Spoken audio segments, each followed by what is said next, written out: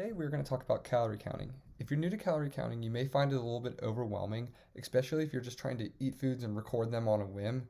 It makes it a little bit difficult. So we're going to talk about planning instead of just improvising. So here we go. On the left side of the screen here, you'll see that I needed to eat 1900 calories for the day. And what I did first was I just chose the foods that I wanted to eat.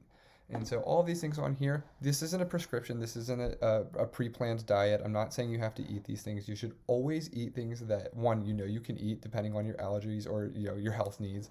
Um, and two, you might not like the flavor of these. So if you don't like these, don't eat these things.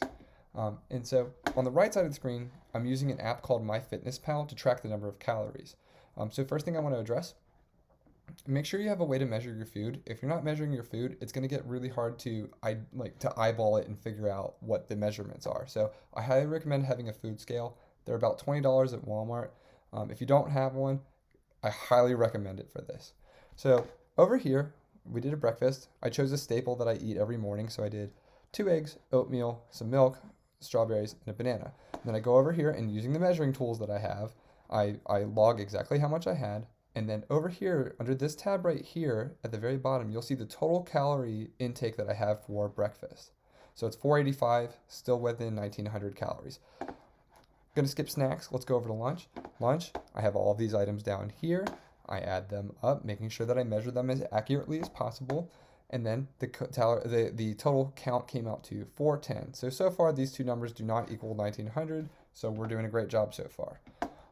Let's go over to dinner. You'll notice that dinner, I did salmon, asparagus, and a roll. And if you go over to dinner and look at the tab here, it only says that I did 210 calories for that meal.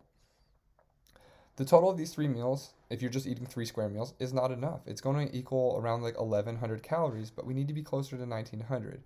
If you're not eating closer to your goal, you might stall out your metabolism because you're not eating enough, and you might not be able to lose weight. I'm not saying you won't lose weight, but you might not be able to, and you also might not feel very good either because if you're exercising, you might not be getting enough energy for the day. So to make up for this, I chose some snacks. So I chose a protein bar, a cheese stick, and a small handful of nuts. And the reason I chose these items is it's easier to get some extra calories in if you need them, but it doesn't make you feel overly full. And then down here, I did the same thing with the protein shake. The protein shake, because it's a liquid form, it's a little bit easier to take in because when you eat a lot of solid foods, your body takes longer to digest it. But if you can drink it, it's a little bit easier to get it down without feeling bloated or just, again, overly satiated or like sick from maybe you feel like you ate too much. And I added all those items up down here in the snacks category, which equals 706. And when you add the breakfast, the lunch, the dinner, and the snacks all together, you get 1800 or 1811. So look, it puts us right below our 1900 calorie mark. That's really close. That's really good. It's not too low so that we don't stall out our metabolism and potentially stall out our weight loss. And it's not too high so that we don't gain weight either. So again, a couple tips that I want to go over.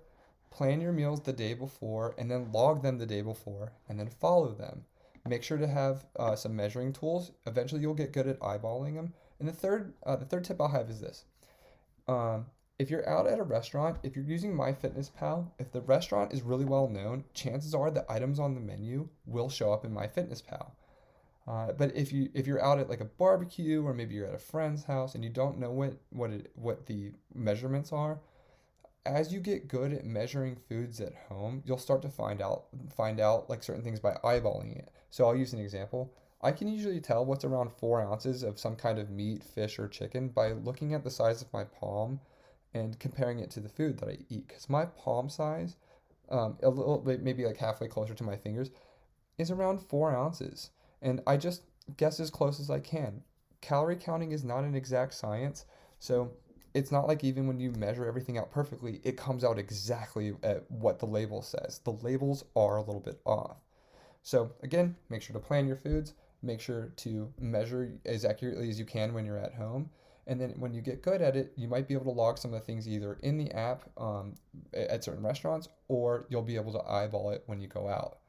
I hope this helps. I know it's really difficult at first, but give it some time. And remember, pre-plan, and this goes way better.